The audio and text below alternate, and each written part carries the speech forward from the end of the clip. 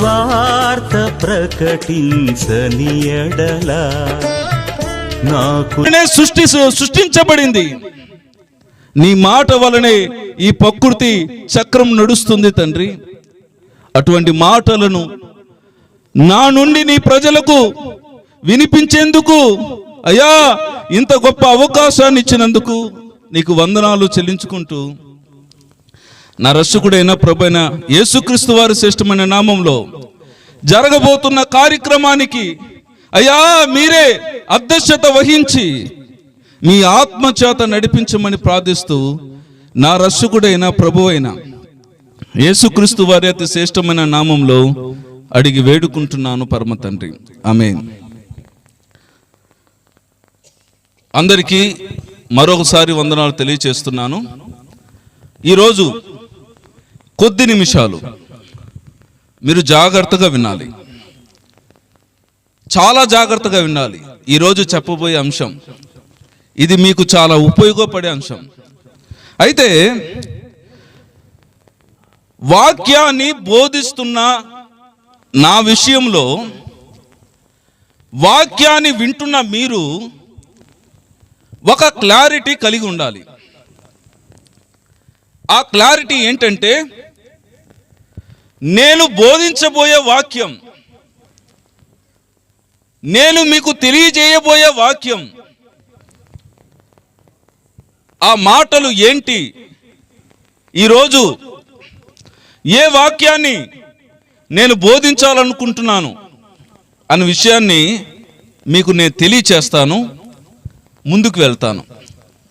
నేను చెప్పబోయే వాక్యం ఈరోజు ఏంటంటే, మన చేతుల్లో ఉన్న పరిశుద్ధ గ్రంథాన్ని తెరిచి 1వ కొరింథీ రాసిన పత్రిక 12వ అధ్యాయం 8వ వచనం ఒకరు చదివి నాకు సహాయం చేయండి. 1వ కొరింథీ రాసిన పత్రిక 12వ అధ్యాయం 8వ వచనం నేను చదువుతున్నాను, జాగ్రత్తగా వినండి.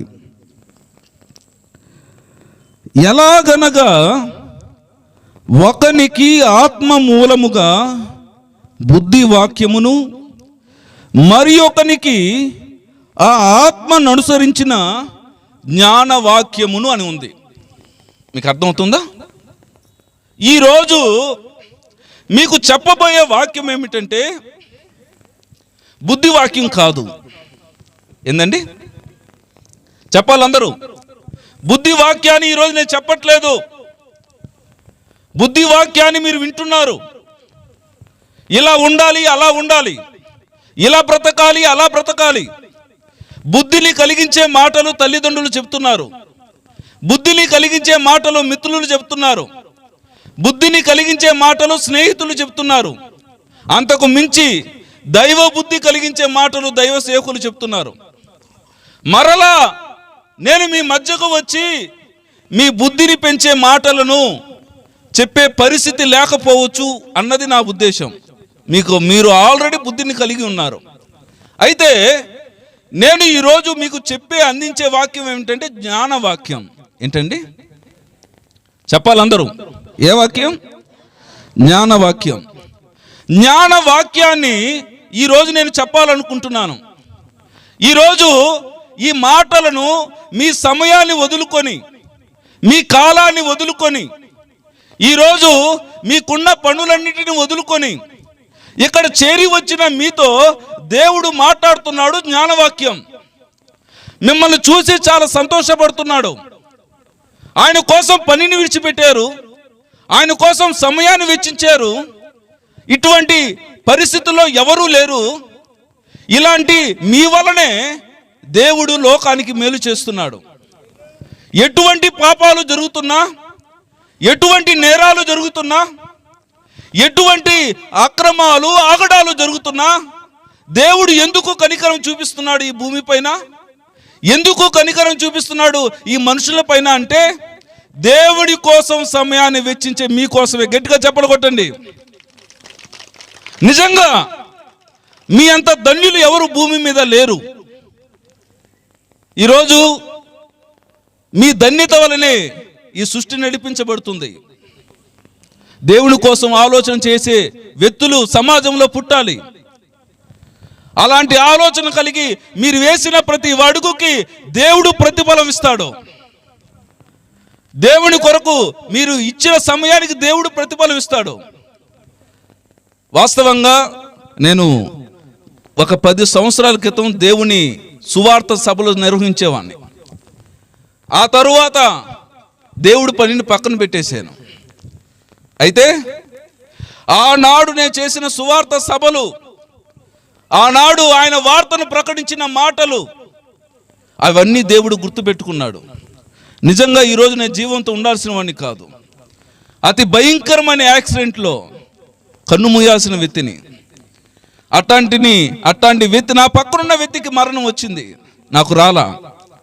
ఎందుకు రాలేదు అంటే ఆనాడు నేను దేవుని కోసం వేసిన అడుగులు, ఆనాడు దేవుని కోసం చెప్పిన మాటలు, దేవుని కోసం చేసిన పయనం దేవుడు గుర్తుపెట్టుకున్నాడు. గట్టిగా చప్పట్లు కొట్టండి.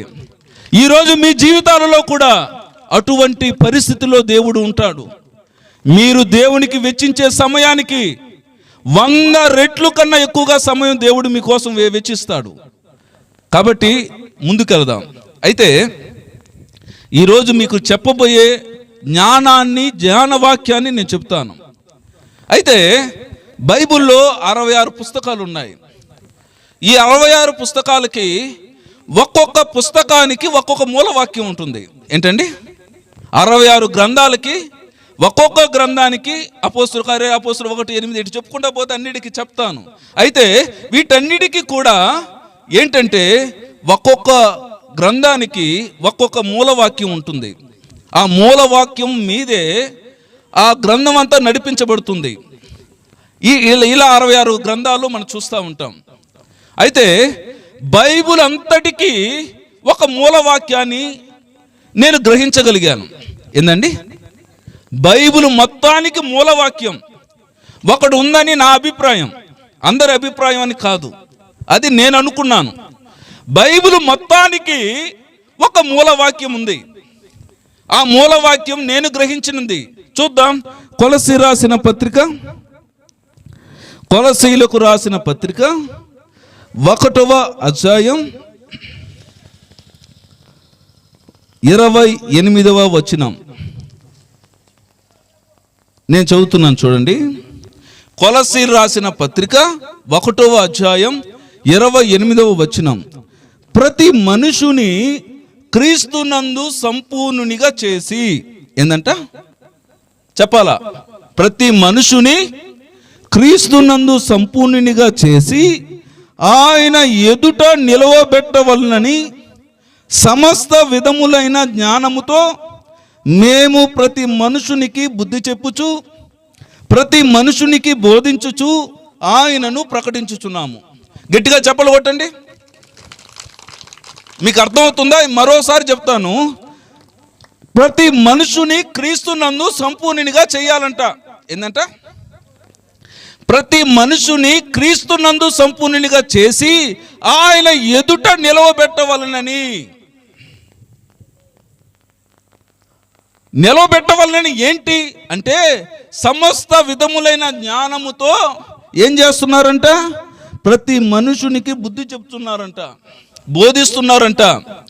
ఈరోజు గ్రంథం అంతా రాయబడింది ఎందుకంటే క్రీస్తునందు సంపూర్ణునిగా చేసి దేవుడి ఎదుట నిలవబెట్టేందుకే. ఈరోజు మందిరాలు విస్తరించబడడం ఎందుకంటే క్రీస్తునందు సంపూర్ణునిగా చేసి ఆయన ఎదుట నిలబెట్టడానికి ఆనాడు అపోస్తులు పనిచేశారు. క్రీస్తునందు సంపూర్ణునిగా చేసి ఆయన యందు నిలబెట్టడానికి ఈరోజు మందిరాలు నిర్మించబడుతున్నాయి. క్రీస్తునందు సంపూర్ణునిగా చేసి ఆయన గురించి ప్రకటించడానికే ఈరోజు అన్ని కార్యక్రమాలు జరుగుతున్నాయి. నసాయి చూడండి అందరూ. ఇక్కడ ఏంటంటే ఈ మందిరాలు, ఈ సభలు, ఈ జరుగుతున్న ప్రతి కార్యక్రమం, జరుగుతున్న ప్రతి విధానం, ఈరోజు చూస్తున్న ప్రతి కూడిక, ఈరోజు చూస్తున్న ప్రతి సభ దేనికంట? క్రీస్తునందు మనుషులను సంపూర్ణులుగా చేయడానికి. ఎట్టండి చెప్పాలి అందరూ? క్రీస్తునందు మనుషులను సంపూర్ణులుగా చేసి ఎక్కడ నిలవబెట్టాలంట? దేవుడి ఎదుట నిలబెట్టాలి. ఇది మన టాస్క్. మనుషులకు సువార్త ఎందుకు ప్రకటిస్తున్నామంటే అతనిని క్రీస్తునందు సంపూర్ణునిగా చేసి దేవుడి ఎదుట నిలబెట్టడానికి. ఈరోజు జరుగుతున్న ప్రతి కార్యక్రమం దానికోసమే. దానికి నీ సమస్త విధమైన జ్ఞానాన్ని ఉపయోగించాలి, బుద్ధి చెప్పాలి, జ్ఞానం చెప్పాలి, నీ ప్రయత్నం ఉండాలి, నీ కార్యక్రమాలు ఉండాలి. ఇవన్నీ కూడా దేనికోసం అంట? క్రీస్తునందు సంపూర్ణునిగా చేయడానికి. ఈరోజు క్రీస్తునందు సంపూర్ణునిగా చేసేందుకు మనం ఎన్నుకోబడ్డాం. ఎవరిని చేసేందుకు? మనుషులను చేసేందుకు. మనుషులను సంపూర్ణులుగా చేసి ఆయన ఎదుట నిలబెట్టేందుకు. అందరూ నా సైడ్ చూడండి జాగ్రత్తగా. కొంచెం సబ్జెక్ట్ లోపలికి పోతున్నాం, కొంచెం అందరూ కూడా జాగ్రత్తగా వినాలి, ప్రతి మాటను జాగ్రత్తగా వినాలి. క్రీస్తునందు సంపూర్ణునిగా చేసి ఆయన ఎదుట నిలబెట్టడానికే మనం రక్షించబడ్డాం. అవునా? మనము ఉండాలి, మనతో పాటు ఆయన ఎదుట నిలబెట్టగలగాలి. అయితే నా ప్రశ్న ఏంటంటే, నీవు సంపూర్ణునిగా చెయ్యాలి అంటే నువ్వు సంపూర్ణత్వం ఉండాలి కదా. ఏందమ్మా? ఇప్పుడు మీరు సంపూర్ణుడిగా చేయాలి, అందుకు రక్షించబడ్డారు. ఎవరిని చేయడానికి? సమస్త విధమైన మనుషులను చేయడానికి రక్షించబడ్డారు. మీకు సంపూర్ణత్వం ఉందా అన్నది ఇక్కడ ప్రశ్న. క్రైస్తవులలో సంపూర్ణత్వం లేకనే ఈరోజు క్రీస్తు అవమానించబడుతున్నాడు. క్రైస్తవులలో క్రీస్తునందున్న సంపూర్ణత్వం లేదు, లోకంలో ఉన్న సంపూర్ణత్వం ఉంది. ఈరోజు క్రైస్తవ సమాజంలో క్రీస్తునందున్న సంపూర్ణత్వం కోసం దేవుడు వెయిట్ చేస్తున్నాడు. మీరు సంపూర్ణునిగా మార్చాలంటే మీరు సంపూర్ణులుగా మారాలి. దేవుని కోసం సంపూర్ణత్వం మీలో రావాలి. ఆ సంపూర్ణత్వంతో కూడిన జీవితం మీలో చూపించాలి. అప్పుడు క్రీస్తు గణపరచబడతాడు, అప్పుడు క్రీస్తు మహిమపరచబడతాడు. ఈరోజు నీవు సంపూర్ణునిగా చేసి సంపూర్ణునిగా మారి సమస్త విధములైన మనుషులను సంపూర్ణునిగా మార్చి ఆయన రెండవ రాకడలో ఆయన ఎదుట నిలవబెట్టగలగడమే నీకున్న బాధ్యత. నువ్వు ఎంత ప్రార్థన చేసినా, నువ్వు ఎంత పాటలు పాడినా, నువ్వు ఎన్ని రాత్రులు దేవుని కోసం గడిపినా, నీకున్న ఏకైక లక్ష్యం నీవు సంపూర్ణంగా మారడం, 10 మందిని సంపూర్ణంగా మార్చి నీవు దేవుని ఎదుట నిలబెట్టడం. అయితే సంపూర్ణత్వం కావాలి. అయితే రకరకాల సంపూర్ణత్వాలు ఉన్నాయి, కానీ నేను ఆ సంపూర్ణత్వాల్లోకి పోను. కానీ ఈరోజు ఒక సంపూర్ణత్వం గురించి చెప్తాను. ఆ సంపూర్ణత్వం ఏంటంటే దేవుడిలో ఉన్న సంపూర్ణత్వం, దైవత్వంలోనున్న సంపూర్ణత్వం. గట్టిగా ఎవరు చెప్పండి అందరూ. ఏంటంటే ఏమ్మా? దైవత్వంలో ఉన్న సంపూర్ణత్వం గురించి ఈరోజు చెప్తాను. ఇదే నా అంశం. దైవత్వంలో ఉన్న సంపూర్ణత్వం అంటే దేవుని గురించి మీకెంత లోతుగా తెలుసు అన్నది నాకు ఈరోజు తెలుసుకోవాలనుకుంటున్నా. నేను ముందుగానే చెప్పా, ఇదేంటిది? జ్ఞానవాక్యం. నేను అడుగుతా ప్రశ్నలను, సమాధానాలు కూడా తెలుసుకుంటా. ఓకేనా? ఈరోజు దేవుడి గురించిన సంపూర్ణత్వం గురించి ఈరోజు నీతో మాట్లాడుతున్నాను. సరే, అందరు రెడీనా? చెప్పాలి అందరూ. అందరూ సిద్ధమైతే గట్టిగా చప్పట్లు కొట్టండి. Very good. ఇప్పుడు దేవుని గురించిన సంపూర్ణత్వం గురించి నేను కొన్ని ప్రశ్నలు అడుగుతాను. ఓకేనా? దేవుడు ఉన్నాడా? దేవుడు గురించిన సంపూర్ణత్వం గురించి ప్రశ్న అడిగేటప్పుడు ఏం అడగాలి? ఫస్ట్ బేసిక్ పాయింట్ ని చూద్దాం. దేవుడు ఉన్నాడా? లేడు అన్నోళ్ళు చేతులు ఎత్తండి. లేడు, దేవుడు లేడు అన్నాడు చేతులు ఎత్తండి. సరే, ఉన్నాడు అన్నోళ్ళు చేతులు ఎత్తండి. అందరూ చేతులు గట్టిగా చప్పట్లు కొట్టండి. అంటే దేవుడు ఉన్నాడా అని నేను అడిగిన, దైవత్వంలో సంపూర్ణత్వంలోకి పోదాం. దేవుడు ఉన్నాడా అని నేను అడిగిన ప్రశ్నకి మీరు ఇచ్చిన సమాధానం ఏంటంటే ఉన్నాడు అని అన్నారు. అవునా? అన్నారా అనలేదా? చెప్పాలి గట్టిగా. అన్నారా? గట్టిగా చెప్తేనే నాకు వినపడుద్ది, నాకు వినపడదు. గట్టిగా చెప్పండి. అన్నాడా? అన్నారు. దేవుడు ఉన్నాడంటే ఉన్నాడని అనడమే కాదు, చప్పట్లో కొట్టి మరి చెప్పారు. అవునా? అంతేనా? అయితే మీరు ఆ సమాధానాన్ని చెప్పిన దాన్ని బట్టి నాకు కొన్ని ప్రశ్నలు కలుగుతున్నాయి. ఆ ప్రశ్నలు ఏంటంటే, దేవుడు ఉన్నాడు అనగానే ఉన్నాడని చప్పట్లతో మారు మోగించిన మీ అందరికీ మీరు చెప్పిన సమాధానానికి నాకు కలిగిన ప్రశ్న ఏంటంటే, దేవుడు ఉన్నాడు అని దేవుడు కనిపించి మీకు చెప్పాడా? First option. దేవుడు ఉన్నాడు అని మీ అంతటా మీరు అనుకుంటున్నారా? దేవుడు ఉన్నాడు అని ఎవరైనా చెప్తే చెప్తున్నారా? ఫస్ట్ నుంచి వద్దాం, ఓకేనా? దేవుడు ఉన్నాడు అని దేవుడే మాకు కనిపించి చెప్పాడు అన్నవాళ్ళు చేతులెత్తండి. దేవుడే మీకు కనిపించి చెప్పాడు. ఈ లోకంలో ఎవరు చెప్పలేదు. దేవుడు ప్రత్యక్షమైపోయి అమ్మా నేనున్నాను, నేనే దేవుణ్ణి అని చెప్పాడా? అట డైరెక్ట్గా మీరు చూసిన వాళ్ళు ఎవరైనా చేతులు ఎత్తండి. చేతులు ఎత్తలా. అంటే దేవుడు అలా చూస్తే ఎలా ఉన్నాడు? తెల్ల ప్యాంటుతో ఉన్నాడా? లేదా అమెరికాలో ఇక్కడ తెల్ల పంచి అని ఉంటాయి, అమెరికాలో ప్యాంట్ ఉంటాయి, పంచులు ఉండవు. అక్కడ ఎలా ఉంటాడు అంటే గడ్డాలు పెంచుకొని అలా ఉంటాడంట, అమ్మ చెప్తుంది. అయితే దేవుడు ఉన్నాడు అని మీరు చెప్పారు, దేవుడు ఉన్నాడు అని మీరు అందరు కేకలు వేసి చెప్పారు. అమ్మ దేవుడు కనిపించి మీకు ప్రత్యక్షమై నేను ఉన్నాడు అని చెప్పాడా అంటే దానికి ఎవరు కూడా స్పందించాల. సరే, రెండో ఆప్షన్లో పోదాం. దేవుడు ఉన్నాడని మీ అంతటా మీరు అనుకున్నారా? అటు అనుకున్న చేతులెత్తండి. దేవుడు ఉన్నాడు అని మీ అంతటా మీరు అనుకున్నారు చేతులెత్తండి. ఇది ఫోన్ కదా, నేను కర్ర అనుకుంటా అయిపోతుందా? నేను అనుకుంటే అయిపోతుందా? ఇది మైకు కదా, నేను కత్తి అనుకుంటా అయిపోతుందా? నువ్వు అనుకుంటే అది నిజమని నేను ఎందుకు నమ్మాలి? మీకు అర్థమవుతుందా? దేవుడు ఉన్నాడు అని మీరు గట్టిగా చెప్తున్నారు, దేవుడు కనిపించి చెప్పాడంటే లేదు, మీ అంతటా మీరు అనుకోవడం అంటే అది ఏంటి? సరే, ఎవరైనా చెప్తే నాకు దేవుడు ఉన్నాడని, ఏ దేవుడు అనే సంగతి పక్కన పెట్టేసేయండి, ఓకేనా? ఇక్కడ క్వశ్చన్ ఏంటంటే, దేవుడు ఉన్నాడు అని మీకు ఎవరైనా చెప్తే చెప్తున్నారా? అటువంటి వాళ్ళు చేతులు ఎత్తండి.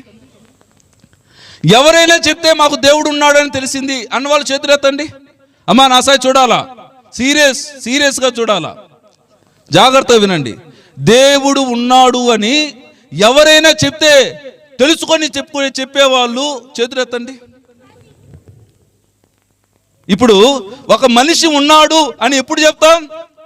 ఆ మనిషి మాకు కనిపించి చెప్పినప్పుడు చెప్తాం, లేదా మనంతటా మనం అనుకున్నప్పుడు చెప్తాం, లేదా అలా మనిషి అక్కడ ఉన్నాడు అని చెప్పిన తర్వాత చెప్తాం, అంతే కదా? మరి దేవుడు ఉన్నాడు అని మీరు అంటున్నారు, ఎలా ఉన్నాడు? ఎవరు మీరేం చూసారా డైరెక్ట్గా?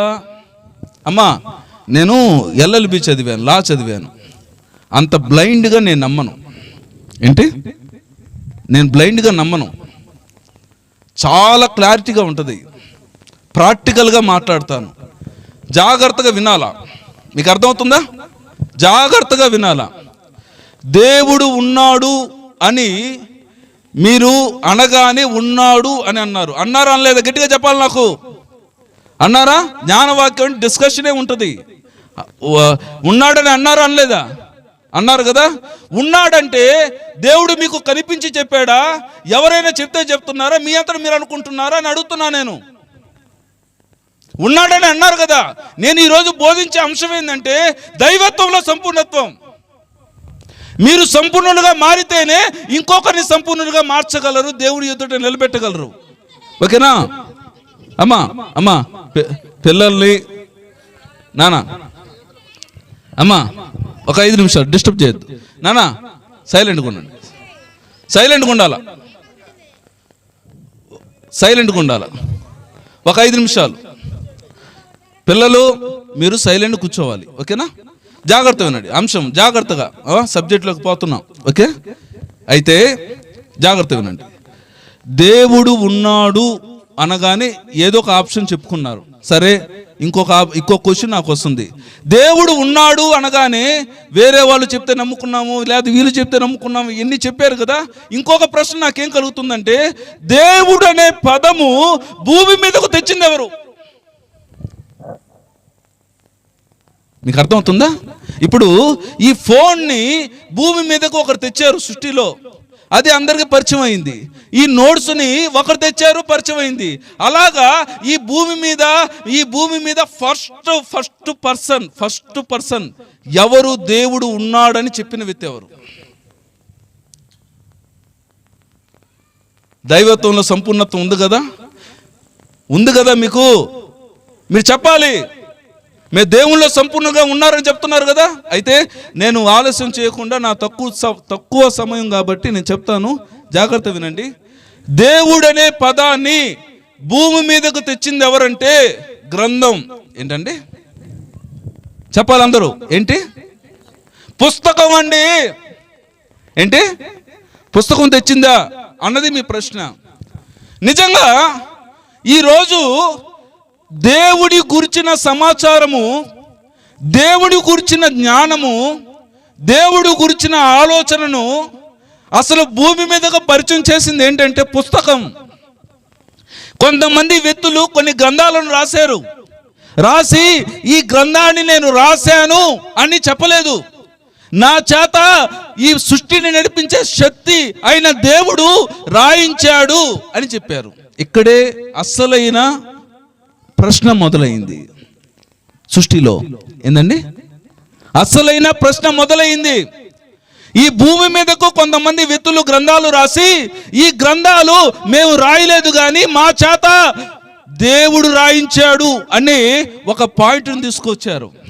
బైబిల్ ఫాలో అయ్యే వాళ్ళు క్రిస్టియన్స్ అయ్యారు, వివిధ గ్రంథాలు ఫాలో అయ్యారు, వివిధ మతస్థులు అయ్యారు. ఇలాగ ఎంతమంది ఎన్ని గ్రంథాలు దేవుడిని పరిచయం చేశాయి భూమి మీద అంటే, ఈ ఆరిన నేల మీద 197 దేశాలలోని 750 కోట్ల మంది ప్రజలలో 4000 మతాలుంటే, ఆ 4000 మతాలకి 1300 మత గ్రంథాలు ఉన్నాయి. అర్థమవుతుందా? ఎంతమంది 4000 మతాలు, 1300 మత గ్రంథాలు ఈ ప్రపంచానికి దేవుడిని పరిచయం చేసాయి.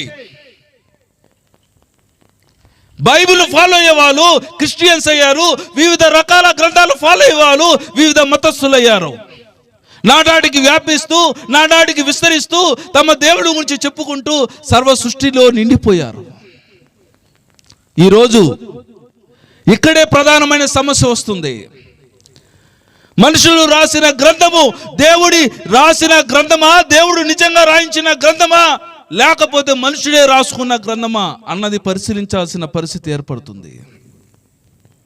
దేవుడి గురించి ఇంత లోతుగా ఎందుకు వెళ్ళాలంటే, దేవుడి గురించి ఇంత ఎక్కువగా ఆలోచన ఎందుకు చేయాలంటే, నెక్స్ట్ మినిట్ ఏం జరగదో నీకు తెలియదు, నీ భవిష్యత్తు ఎలా ఉంటుందో నీకు తెలియదు. రోడ్డు మీద నిన్ను కన్ను మూస్తాను, ఏ వెహికల్ వస్తుంది ఎవరైనా చెప్పగలరా? చెప్పలేరు. అలాంటిది గ్రంథాలు ఈ భూమిపైకి దేవుడు గురించిన ఉనికిని తీసుకుని వచ్చాయి. అర్థమవుతుందా అందరికీ? అయితే నీ చేతిలో ఉన్న గ్రంథం, ఇతర గ్రంథాల గురించి మనకొద్దు, నీ చేతిలో ఉన్న గ్రంథం నిజమా? దేవుడు రాశాడా? మనుషులు రాశాడా? నీ చేతిలో ఉన్న గ్రంథము నిజమైతే నీ దారి నిజం. ఈ రోజుల్లో సర్వ సృష్టికి ఎటువంటి సమస్య ఎదురైందంటే, మనము నెల్లూరుకి వెళ్ళాలి, చుట్టుపక్కల 4000 దారులు ఉన్నాయి. ఎన్ని దారులు అండి? అన్నా నీ పేరేం పేరన్నా? ఏందన్నా? సాములు అనే అన్నగారు ఉన్నారు. ఆయన ఇక్కడ నిలబెట్టాం. జాగ్రత్త వినాలి, నేను తొందరగా పూర్తి చేస్తాను, జాగ్రత్త వినాలి. సాములు అనే వ్యక్తిని ఇక్కడ నిలబెట్టాం. నిలబెట్టిన తరువాత చుట్టుపక్కన 4000 దారులు ఉన్నాయన్న. ఏమా? ఎన్ని దారులు? 4000 దారులకి 4000 బోర్డులు ఉన్నాయి. ఏమని? నెల్లూరు నెల్లూరు నెల్లూరు నెల్లూరు అని. అన్నకైతే నెల్లూరు ఎట్టపోవాలో తెలియదు. మధ్యలో ఉండిపోయాడు. 4000 దారులు ఉన్నాయి, మధ్యలో ఆయన ఉన్నాడు. ఇప్పుడు ఆయన నెల్లూరుకి వెళ్ళాలా? ఎలా వెళ్తాడు చెప్పమ్మా, చెప్పాలి. 1300 దారుల్లో అయితే ఇదే నెల్లూరు అని బస్సులు 4000 దారులు, 4000 బస్సులు, 1300 దారుల్లో 1300 మంది కేకలేస్తా ఉన్నారు. ఇప్పుడు నెల్లూరుకి వెళ్ళాలా? ఎక్కడికెళ్ళాలి అతను? చుట్టూ దారులే, మధ్యలో ఉన్నాడు. ఇప్పుడు ఏం చేయాలి అతను? కొంతమంది ఏం చేస్తారో తెలుసా? నా తల్లిదండ్రులు ఈ దారిలో పోతున్నారు, అదే దారిలో నేను పోతా. నా ఊరు ఈ దారిలో పోతుంది, అదే దారిలో నేను పోతా. నా సమాజం ఈ దారిలో పోతుంది, నా దేశం ఈ దారిలో పోతుంది, అదే దారిలో నేను పోతా అని అనుకుంటారు. కానీ నెల్లూరు దారి అదో కాదో కూడా తెలియదు. ఇప్పుడు నెల్లూరుకి వెళ్ళాలి. ఎలా వెళ్తామన్నా స్వాములన్నా? అయితే ఈ దేవుడి దారి, దేవుడికి సంబంధించిన ఈ బైబిల్ దారి ఏం చెప్తుంది? బైబిల్ ఏం చెప్తుందో తెలుసా? ఈ దారుల్లో ఒక దారి అయినా బైబిల్ ఏం చెప్తుందో చూద్దాం. ఇర్మియా రాసిన గ్రంథం ఒకసారి చదవండి, 6:16. ఇర్మియా గ్రంథం 6:16.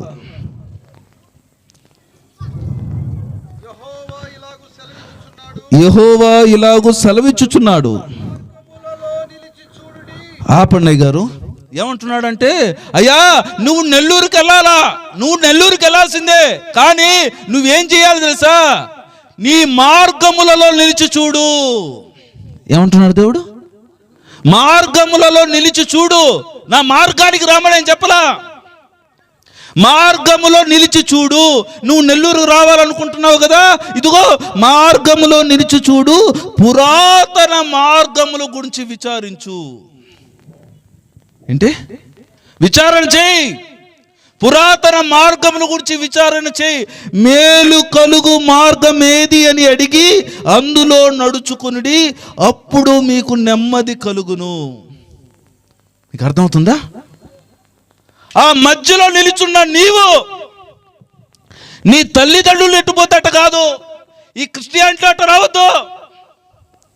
క్రైస్తవంలోకి నీ తల్లిదండ్రులు దేవుడిని నమ్ముకుంటే అట్ట రావద్దు.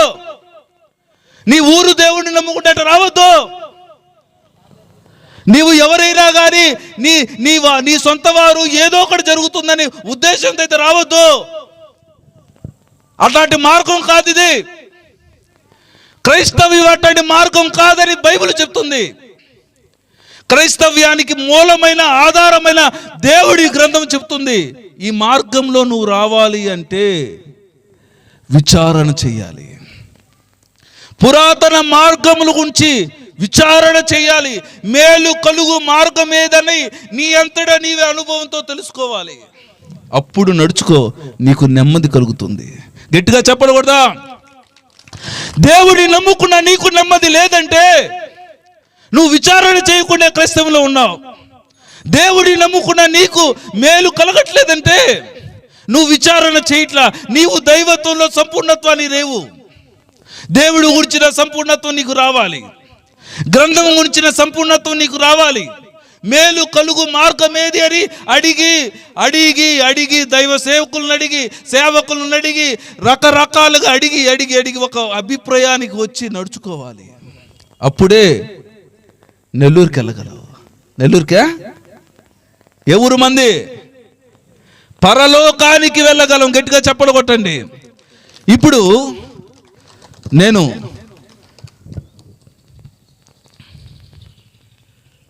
జాగ్రత్తగా విందాం. అయితే ఈ గ్రంథం ఏంటండి? ఈ గ్రంథము గురించి మనం విచారణ చేయాలి. ఏంటండి? ఎందుకు విచారణ చేయాలి? ఈ గ్రంథమే నీకు మూలం. అవునా కదా? ఈ గ్రంథమే నీకు మూలం. నువ్వు ఎలాగ చేయాలి, ఎలాగ పోవాలి అన్నది నువ్వు విచారణ చేయాలి. మొట్టమొదటిగా నువ్వు చేయాల్సిన విచారణ ఏంటో తెలుసా? విచారించాల్సింది ఏందో తెలుసా? ఫస్ట్ ఈ గ్రంథము దేవుడు రాశాడా లేదా నువ్వు కనుక్కోవాలి. ఏంది? ఈ గ్రంథము దేవుడు రాశాడా రాయలేదా అన్నది నీకు తెలియాలి. తెలిసినప్పుడే, నీకు ఒక అభిప్రాయానికి వచ్చినప్పుడే నిన్ను ఎవడు కదిలించలేని క్రైస్తవుడు అయిపోతావు. చరిత్రను సృష్టించగలిగిన క్రైస్తవుడు అయిపోతావు. ఆనాడు పౌలు పేరు చెప్పుకున్న సమాజం ఈనాటి వరకు చెప్పుకుంటుంది. అట్లాంటి పౌలుగా దేవుడు నిన్ను మార్చునుగాక. గట్టిగా చెప్పకూడదా? అటువంటి పౌలుగా నువ్వు మారాలంటే గ్రంథము గురించి నీకు అవగాహన ఉండాలి. నిజంగా దేవుడు రాసిన గ్రంథం ఎలా ఉంటుంది? దేవుడు రాసిన గ్రంథంలో అబద్ధం ఉంటే ఆ గ్రంథము దేవుడు రాయలేదని అర్థం. నీవు పట్టుకున్న ఈ బైబిల్లో ఏదైనా అబద్ధం ఉందా అని విచారణ చేయాలి. నువ్వు పట్టుకున్న ఈ బైబిల్లో ఏదైనా కానీ చెప్పినది జరగలేదా అని చూడాలి. నువ్వు పట్టుకున్న ఈ బైబిల్లో ఏదైనా కానీ లోపం ఉందో అని వెతకాలి. ఎదురు వ్యక్తి లోపాన్ని వెతికినప్పుడు నువ్వు సరి చేసుకుంటే ఏదో ఒక రోజు పడిపోతావు. లోపము కాదు గది, అది అపార్థమైనప్పుడు నువ్వు సరి చేయాలంటే నీకు ఆ సంపూర్ణత్వం ఉండాలి. ఈరోజు దేవుడు రాసిన గ్రంథంలో మొట్టమొదటిగా అబద్ధాలు ఉండకూడదు. నిజంగా బైబిల్లో సింపుల్ విషయాలు చెప్పారా? ఏదేను తోట ఉందంట, ఆ తోట నుంచి నదులు ప్రవహించాయంట. మనుషుల్ని అక్కడ సృష్టించాడంట. ఆ సృష్టి తర్వాత మనుషుని పాపం చేశాడంట. అక్కడి నుంచి వెళ్ళగొట్టాడంట. వెళ్ళగొట్టిన తర్వాత జ్వాలలు అక్కడ ఉన్నాయంట. తరువాత కెరూబులు సెరుపులు అక్కడ కావలిగా ఉంచాడంట అనే గ్రంథం చెప్తుంది. అయితే అది చిన్న విషయమా? కనుక్కోలేమా? అవునా కాదా అని విచారణ చేశారు. విచారణ చేసిన తర్వాత అది నిజమని ధృవీకరించబడింది. జీవవృక్ష ఫలం దానిలో ఉందని ధృవీకరించబడింది. అది సముద్రంలో కలిసిపోయిందని ఈ రోజుకు కూడా ఆ విషయాన్ని శాస్త్రవేత్తలు వెతుకుతున్నారు. గట్టిగా చెప్పలు కొట్టండి. ఒక మనుషుడంట మొత్తము కూడా పాపాలు చేస్తే ఆ ఒక్క మనుషుడు నీతిమంతుడంట. ఆ నీతిమంతుడైన మనుషుడి నిమిత్తం ఓడ కట్టుకోమని దేవుడు చెప్పాడంట. సర్వ సృష్టి మునిగిపోయిందంట. ఆ మనుషుడు ఒక్కడే బ్రతికాడంట. అది అరారాతు పర్వతాల మీద నిలిచిందని బైబిల్లో రాస్తుంది. ఇది మనం చూసామా? చూడాలా? ఇది నిజమా కాదని పరిశోధన చేసిన శాస్త్రవేత్తలు అరారాతు పర్వతాల మీద నిజంగా నోవా ఓడ ఉందని ఆచూకని కలిపెట్టి ఈరోజు మ్యూజియంలో పెట్టారు. నోవా ఆర్క్ ఎవిడెన్స్ అని కొడితే మీకు గూగుల్లో కనపడుతుంది. బైబిల్లో చెప్పిన అతి పెద్ద సంఘటన గురించి కూడా ఆధారాలు దొరికాయి. గట్టిగా చెప్పలు కొట్టండి. ఒక మనుషుడంట ఎర్ర సముద్రాన్ని చేశాడంట. ఇంకొక మనుషుడు సూర్యుని ఆపేశాడంట. ఇంకొక మనుషుడు నానా ఆశ్చర్యకరాలు చేశారంట, నానా అద్భుతాలు చేశారంట. ఇవన్నీ కూడా ఏదో మనుషులు గ్రహించలేని, మనుషులు పట్టుకోలేని, మనుషులు ఛేదించలేని చిన్న చిన్న అంశాలను బైబిల్లో రాయలేదు. సర్వ సృష్టికి ఛాలెంజ్ విసిరిన గ్రంథం బైబిల్. సర్వ ప్రపంచానికి ఛాలెంజ్ విసిరిన గ్రంథం బైబిల్. నా గ్రంథంలో రాయబడిన ఒక్క పదమైనా కానీ తప్పు చూపించగలిగిన వ్యక్తి ఈ ప్రపంచంలో పుట్టలేదు, ఇక పుట్టబోడు. గట్టిగా చెప్పకూడదా? ఒక్క అబద్ధం చూపించలేకపోయారు. అందుకే ప్రపంచంలో అగ్ర దేశాలన్నీ కూడా క్రైస్తవ దేశాలే. ఈరోజు శాస్త్రవేత్తలు క్రైస్తవులే. ఈరోజు చెప్పుకునే పేరుగాంచిన దేశాలన్నీ క్రైస్తవ దేశాలే. ఎందుకయ్యాయి అవన్నీ కూడా? ఎన్నో పరిశోధనలు చేసి చేసి చేసి దేశాన్నే క్రైస్తవ దేశంగా మార్చి క్రీస్తు పాదాల ఎదుట దేశాన్ని పెట్టి వాళ్ళు చేతులెత్తి దేవునికి స్తోత్రాలు చెల్లించారు. గట్టిగా చెప్పకూడదా? ఎర్ర సముద్రం చేల్చబడింది నిజం. సూర్యుడు ఒకరోజు ఆగింది నిజం. ఇవన్నీ కూడా మీకు గూగుల్లో ఎవిడెన్స్ దొరుకుతాయి. ఒక అబద్ధం కూడా బైబిల్లో చెప్పబడలేదు. మీ అందరికీ నేను చెప్తున్న మాట ఏంటంటే, ఈ గ్రంథం ఏం చెప్తుందో తెలుసా? ఈ గ్రంథం మీకు ఏం బోధిస్తుందో తెలుసా? మీరు సంపూర్ణునిగా మారి, సంపూర్ణునిగా ప్రతి మనిషిని క్రీస్తునందు మార్చి ఆయన ఎదుట నిలబెట్టాలి. ఈ అంశం చాలా పెద్దది. నాకున్న సమయం తక్కువ కాబట్టి నేను క్లోజ్ చేసే ప్రయత్నం చేస్తున్నాను. ఈరోజు యేసు ప్రభువారు వస్తున్నారు. నువ్వు వచ్చే లోపల ఏమి చేయాలా? నిద్రపోవాలా? లేకపోతే నిర్లక్ష్యంగా ఉండాలా? యేసు ప్రభు వారు వస్తున్నారని చెప్తున్నా నీవే నిద్రపోయి సోమరితనంగా బ్రతకాలా? ఒక సేవకుడు చెప్పేదాకా నీకు అర్థము కాదా? ఒక సేవకుడు నిన్ను ప్రేరేపించేదాకా నీలో ఆ చలనం రావట్లేదా? పరిశుద్ధాత్మను కోల్పోయావా? పరిశుద్ధతను కోల్పోయావా?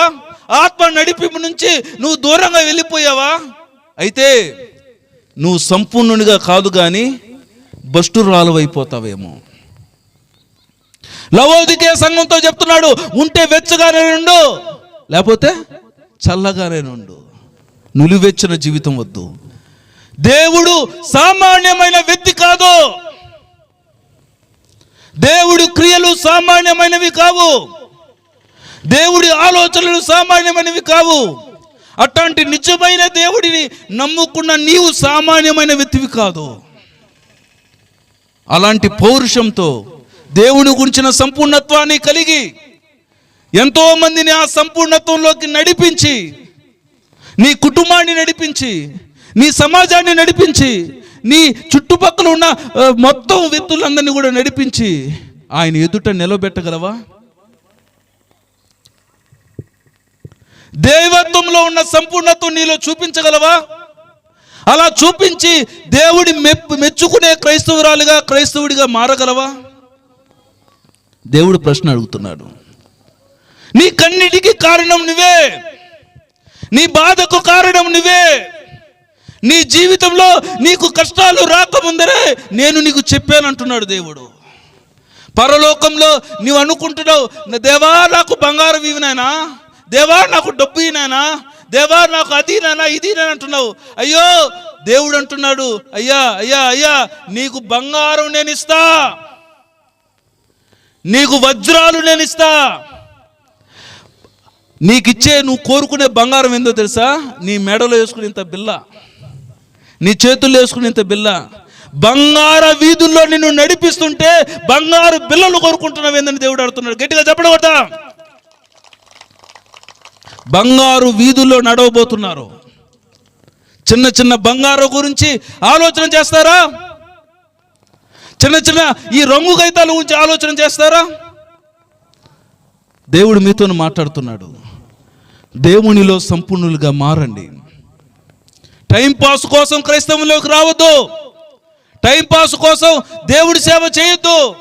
టైంపాస్ కోసం దేవుళ్ళో ఉన్నామని, ఎవరో మెప్పు కోసం, ఎవరో మెచ్చుకుంటారనే తత్వాన్ని విడిచిపెట్టండి. దేవుడంటే పరుగులు తీస్తూ రావాలి. అట్లాంటి పరుగులు తీసిన వాళ్ళు చరిత్రలు మనం చదువుతున్నావు. ఏమి నీ చరిత్ర రేపు చదవరా? చేపలు పట్టేవారు చరిత్ర చదువుతున్నాం. వాళ్ళు దేవుడి కోసం పరుగులు తీశారు. సువర్ణ అక్షరాలతో పేరు రాసి పెట్టారు. సృష్టి అంతం వరకు వాళ్ళ గురించి మనం చెప్పుకుంటున్నాం. మీ అందరికీ కూడా నేను చెప్తున్నాను, దేవునిలో ఉండండి, దేవునికి బాధ కలిగించకండి. నేను 5 నిమిషాలు ముగిస్తాను. ఏంటంటే, నేను బైబిల్ గ్రంథం అంతా చదివినది. నేను ఇంచుమించు 40 సార్లు పైగా బైబిల్ చదివాను. నమ్మక 18 సార్లు చదివాను.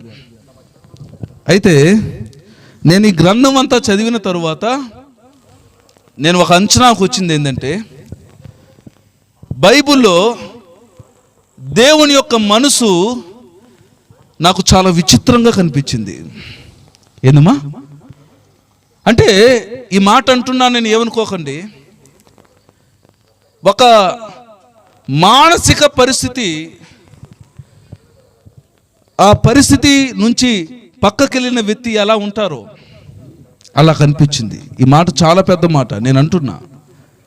ఎందుకంటే సడన్గా కోపపడతాడు.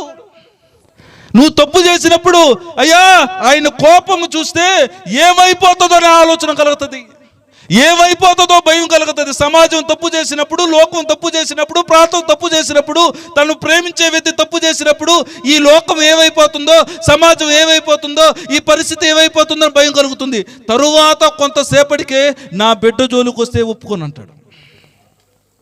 ఏందండి, నా బిడ్డను ముట్టితే నా కన్నుగుడ్డును ముట్టినట్టు అంటాడు. ఆయన కోపం అలాగే ఉంటుంది. ఏమైపోతుందో ఈ ప్రపంచం అనిపిస్తుంది. వెంటనే ప్రేమ కలుగుతుంది. ఆ ప్రేమను చూస్తే ముచ్చటేస్తుంది. ఇంత ప్రేమ కలుగుతుంది అంటుంది. నిమిషంలో తప్పు చేసినప్పుడు ఆయన కోపము భరించలేము. ఎవరికి ఉంటుంది ఇటువంటి మనస్తత్వం? తన చేతిని తను నరుక్కోవడం ఇష్టం లేని వెతుకుంటుంది ఇటువంటి మనస్తత్వం. నువ్వు చేస్తున్న పాపాలకి తప్పులకి నిన్ను శిక్షించాలని ఆయన కోపం మిగిల్చినా, కోపం వచ్చినా నీ మీద ఉన్న ప్రేమతో తండ్రి నా పాపాలు క్షమించు అని నువ్వు అడిగిన వెంటనే ఆయన పసిపిల్లవాడైపోతాడు. ఇటువంటి దేవుడిలా నువ్వు బాధ పెట్టేది, ఇటువంటి దేవుడిలా నువ్వు ఏడిపించేది, ఇటువంటి దేవుడిగా నువ్వు నమ్మక ద్రోహం చేసేది, నీ గురించి ఆలోచించే వ్యక్తి, నువ్వు తప్పు చేస్తే నీలో మార్పు రావాలని కోరుకునే వ్యక్తి, దీర్ఘశాంతము కలిగిన వ్యక్తి, అటువంటి దేవుడు నువ్వు నోరు తెరిచి తండ్రి అని ప్రార్థన చేస్తే ముచ్చడితో మురిసిపోయే వ్యక్తి, సంతోషంతో పొంగిపోయే వ్యక్తి, నీవు నీ కుటుంబం కలిసి ప్రార్థన చేస్తే అయ్యో ఆ పరలోకంలో సంతోషం కలుగుతుంది. ముచ్చటగా తండ్రి అని నువ్వు మోకరించి ప్రార్థన చేస్తే ఆయన హృదయం పరవలు తొక్కుతుంది. అట్లాంటి తండ్రి కాసేపు మాట్లాడలేవా? తండ్రితో కాసేపు మాట్లాడలేవా? 5 నిమిషాల ప్రార్థనకి ఏదేదో అయిపోతుంది నీకు. 1 గంట మాట్లాడలేవా రోజులో? 2 గంటలు మాట్లాడలేవా రోజులో? దేవుడితో మాట్లాడడానికి నీకు ఇబ్బంది అయితే ఎలా?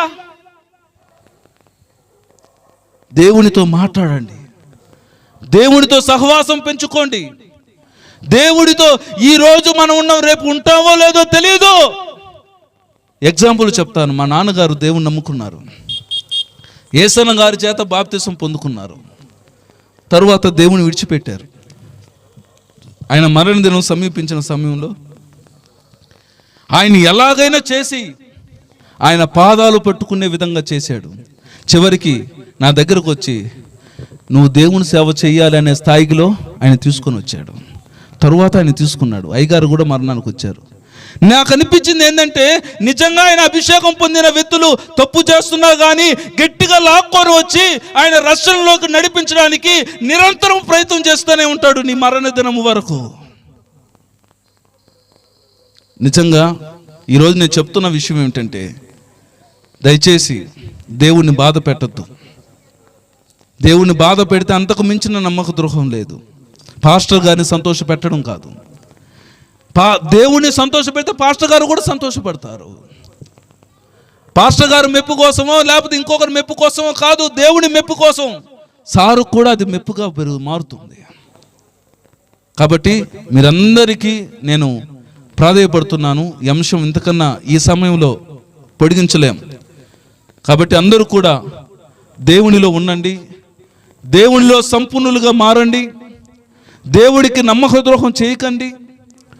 దేవునిలో మీరు ఒక మంచి సాధనాలుగా మార్చబడి దేవుడి గ్రంథాన్ని చేతపట్టి మీరు జీవవాక్యాన్ని చేతపట్టి ఒక వీరుల వలె, ఒక శూరుల వలె, డబ్బు లేకపోయినా పర్వాలే, పేదరికమైన పర్వాలే, ఏదైనా కానీ ఈ లోకంలో ఎటువంటి బ్రతుకైనా కానీ దేవుడు సంతోషపడాలి అన్న ఒక ఆలోచనతో బ్రతకండి. అందరు కళ్ళు మూయండి, ప్రార్థన చేసుకుందాం.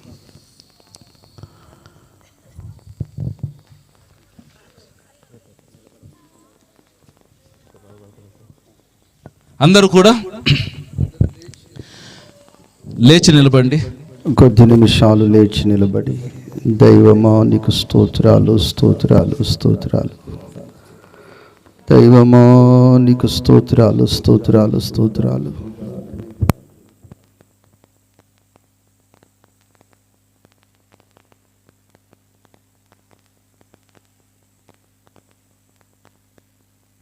స్తోత్రం, స్తోత్రం, స్తోత్రం, స్తోత్రం, స్తోత్రం, స్తోత్రం. దేవునికి ప్రార్థన చేయి. ఇంకెప్పుడు ప్రార్థన చేస్తావు? దేవుడిచ్చిన నీకు ఈ క్షణం చాలా గొప్పది. దేవుడు నీకు ఇచ్చిన ఈ సమయం చాలా గొప్పది. నీ నోటితో దేవునికి ప్రార్థన చేయి. గట్టిగా కళ్ళు మూయండి. కన్నీటితో ప్రార్థన చేయి. కన్నీటితో ప్రార్థన చేయి. దేవుడు నీ పక్కనే ఉన్నాడు, నీ చుట్టుపక్కల ఉన్నాడు.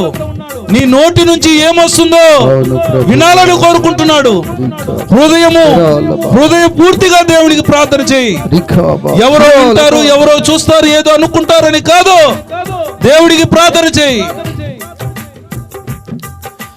నీ కోసమే జీవితం చేసి తిని అంకితం.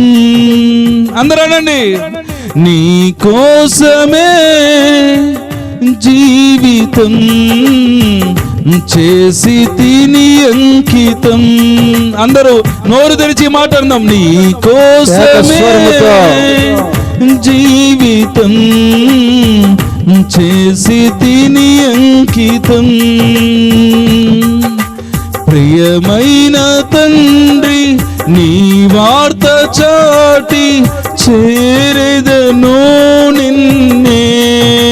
తండ్రి, నీ వార్త చాటి నీ దగ్గర చేరుకుంటానని గట్టిగా చెప్పు నోటితో.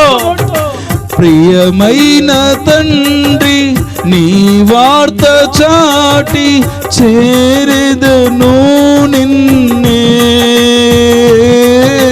నీ ముఖము చూస్తూ సంతోషముతో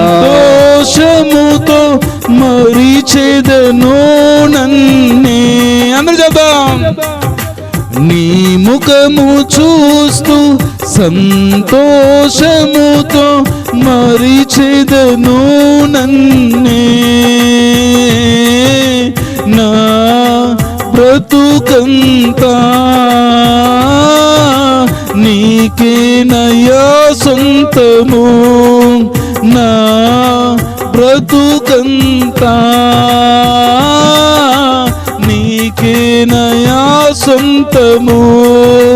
నీకేనయ్యా సొంతము.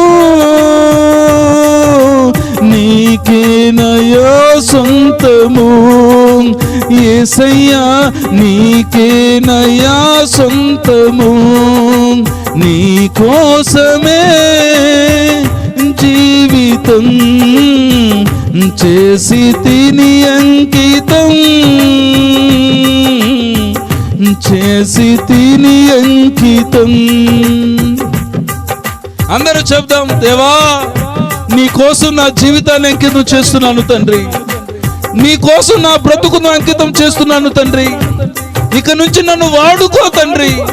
నా కుటుంబాన్ని నీకు అంకితం చేస్తున్నాను తండ్రి. నా జీవితాన్ని నీకు అంకితం చేస్తున్నాను తండ్రి. అది గట్టిగా దేవుడికి చెప్దాం. నీ వార్త చాటే నీ వారి కోసం వెతుకుచుండెను నీ కన్నులు. ఆయన వార్త చాటే ఆయన వారి కోసం ఆయన కన్నులు వెతుకుతూ ఉన్నాయి. ఆ వెతుకుతున్న కన్నులకి నువ్వు కనపడ్డావా? ఆయన వార్త చాటి ఆయన వారి కోసం ఆయన కన్నులు వెతుకుతున్నాయి, నీ వైపు చూస్తున్నాయి. నీ వార్త చాటి నీ వారి కోసం వెతుకుచుండెను నీ కన్నులు. నీ వార్త చాటింప ఎక్కడికైనా వేస్తానయ్యా నాడుగులు. నీ పని నా పని కాదా, నీవు నా తండ్రివి కాదా? అందరూ చెప్దాం ఈ మాట, అందరూ చెప్దాం. నీ పని నా పని కాదా, నీవు నా తండ్రివి కాదా? నేనుండగా దిగులెందుకు? చెప్పాలందరూ. నేనుండగా దిగులెందుకు? నా బ్రతుకంతా నీకేనయ్యా సొంతము. నా బ్రతుకంతా నీకేనయ్యా సొంతము. నా అందరు చెప్పాలి. నా బ్రతుకంతా నీకేనయ్యా సొంతము, నీ కోసమే జీవితం చేసి తిని అంకితం. కన్నీరు విడచి హల్లాడుచుంటివి మారాలని ఈ మనుషులు. దేవుడు కన్నీరు విడిచి అల్లాడుతున్నాడు నీకోసం. నువ్వు మారాలని, నీలో మార్పు రావాలని. కన్నీరు విడచి హల్లాడుచుంటివి మారాలని ఈ మనుషులు. ఏనాడు చూచావో ఆనందము, మాకై నీకేలా ఈ దుఃఖము. కన్న తండ్రి నేను లేనా, నీదు ఆశ తీర్చలేనా. చెప్తాం అందరికి, దేవుడికి భరోసా ఇద్దాం. కన్న తండ్రి నేను లేనా, నీదు ఆశ తీర్చలేనా. నీ పని నా పని కాదా, నీవు నా తండ్రివి కాదా. నేనుండగా దిగులెందుకు, చెప్తాం. నేనుండగా దిగులెందుకు, నా బ్రతుకంతా నీకేనయా సొంతము, నా బ్రతుకంతా నీకేనయా సొంతము. అందరూ చెప్తాం. నా బ్రతుకంతా నీకేనయా సొంతము, నీకేనయా సొంతము. మహాపరిశుద్ధుడు అయిన మా ప్రియ పరలోకపు తండ్రి, నీ ఘనమైన నామమునకు వందనాలు స్తోత్రాలు చెల్లిస్తున్నాం. ఈ రాత్రి కాల సమయములో మొదటి రాత్రి దీనదాసులను నిలబెట్టిన విధానమును బట్టి నీకు స్తోత్రం స్తోత్రం స్తోత్రం. బలపరిచి వాడుకొనిన విధానమును బట్టి నీకు స్తోత్రం స్తోత్రం. వినిన ప్రతి మాట అయా చేరి వచ్చిన ప్రతి ఒక్కరి గుండెల్లో మీరు నీరు కట్టి ఫలింపు చేయండి అయా. ఈ వాక్యము ద్వారా ఆత్మ సంబంధముగా సంపూర్ణంగా తీర్చిదిద్దబడి నిరాకడకు నిరాధ్యమునకు సిద్ధపడే కృపను అనుగ్రహించండి. వాక్య పరిచర్య చేసిన దీనదాసులను ఇంకనూ బలమైన అభిషేకముతో అభిషేకించి బూది గంతముల వరకు నీకు సాక్షిగా, నీకు ప్రతినిధిగా బిడ్డను బలపరిచి మీరు వాడుకోమని అడుగుచున్నాం అయా. మా ఎదుట ఉన్న దినములన్నీ దీవెనకరముగా జరిగించండి. దూర ప్రాంతము నుంచి వస్తున్న దైవ సేవకుల ప్రయాణాల్లో మీరు తోడుగా ఉండండి. ఈ గ్రామానికి దీవెనకరముగా, చేరి వచ్చిన ప్రజలకు ఆశీర్వాదకరముగా ఈ సువార్త సునాద సభలను మీరు జరిగించమని అడుగుచున్నాం. ఈ రాత్రి చేరి వచ్చిన ఈ ప్రజలకు ఒక ప్రత్యేకమైన దీవెనలతో మీరు నింపు కృప చూపమని యేసు నామములో అడుగుచున్నాము తండ్రి, ఆమేన్. మన తండ్రి అయిన దేవుని కృపయు, కుమారుని యొక్క పరిశుద్ధతయు,